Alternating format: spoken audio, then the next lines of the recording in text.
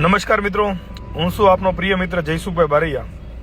આજના વિષય ઉપર થોડા લોકોને સારું પણ લાગશે ને થોડા લોકોને નમસ્કાર દોસ્તો, વિડીયોની અંદર તમારું સ્વાગત છે। દોસ્તો, જેમ કે બગદાણા જેમ કે વિવાદને લઈને જેમ કે આ ભાઈનો જેમ કે વિડીયો વાયરલ થઈ રહ્યો છે, તમને હું આખો વિડીયો બતાવવાની તમને કોશિશ કરી, કારણ કે અત્યારે હાલ જેમ કે સોશિયલ મીડિયાની અંદર જેમ કે એક જ ચર્ચાનો વિષય છે દોસ્તો, જેમ કે બગદાણા વિવાદની અંદર। તો દોસ્તો, જેમ કે આ ભાઈ શું કહેવા માગે છે એ તમને દોસ્તો હું જેમ કે વિડીયો બતાવવાની કોશિશ કરીશ। તો દોસ્તો, તમે આખો વિડીયો તમે જોજો, જેમ કે સંગઠનના પ્રમુખો કેવા હોય એ વિશે દોસ્તો જેમ કે આ ભાઈ જેમ કે કહેશે, તો તમે દોસ્તો આખો વિડીયો જેમ કે જોવાનું પૂછો નહીં। તો ચાલો તમને આખો વિડીયો બતાવી દઉં। નમસ્કાર મિત્રો, હું છું આપનો પ્રિય મિત્ર જયસુભાઈ બારૈયા। આજના વિષય ઉપર થોડા લોકોને સારું પણ લાગશે ને થોડા લોકોને અણગમતું પણ લાગશે। વાત કરવી છે સંગઠનની। સંગઠનો કેવા હોવા જોઈએ, અથવા તો સંગઠન તમે શેના માટે સ્થાપો છો? સંગઠન એ કોઈ પાર્ટી નથી।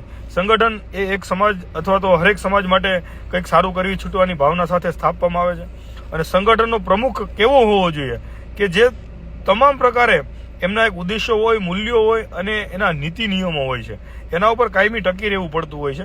અને એમાં એમને ઘણી બધી અગવડતા અને તકલીફો પડતી હોય છે, પણ સમાજને પડતી તકલીફો, નાના માણસોને પડતી અગવડતાઓ એને જો વાચા આપી શકે, એમને પૂરતો છેક સુધી ન્યાય આપી શકે અને એમની તકલીફોને પોતાની તકલીફો સમજી અને પૂરતી તકેદારી રાખીને એમાં ધ્યાન આપે, એ જ સંગઠનનો સાચો પ્રમુખ માનું છું।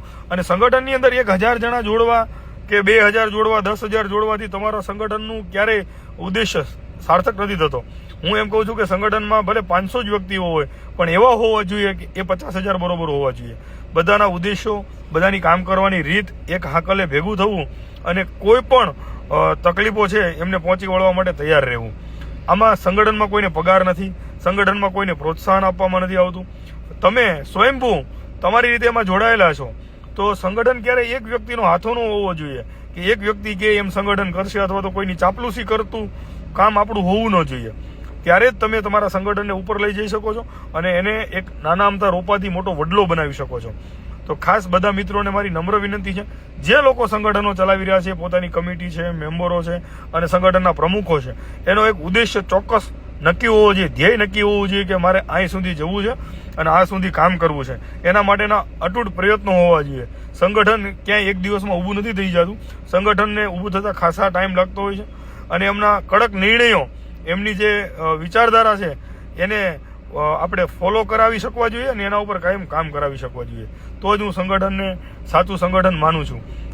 અડગ હોય છે અને એમનો જે સેનાપતિ છે, એમનો જે આગેવાન છે, કાયદેસર હરેક વખતે નાના વર્ગને, નાના કોઈ પણ સમાજને તકલીફ પડે ને ત્યારે પોતાના એના ખંભે હાથ મૂકી અને ઊભો રહે કે મૂંઝાતા નહીં, અમારું સંગઠન કે અમારા સંગઠનના તમામ માણસો આપની સાથે છે। તો કોઈને વધારે લાગ્યું હોય તો માફ કરજો, પણ જે હકીકત છે એ આપને જણાવી છે। અસ્તુ, જય હિન્દ, જય ભારત।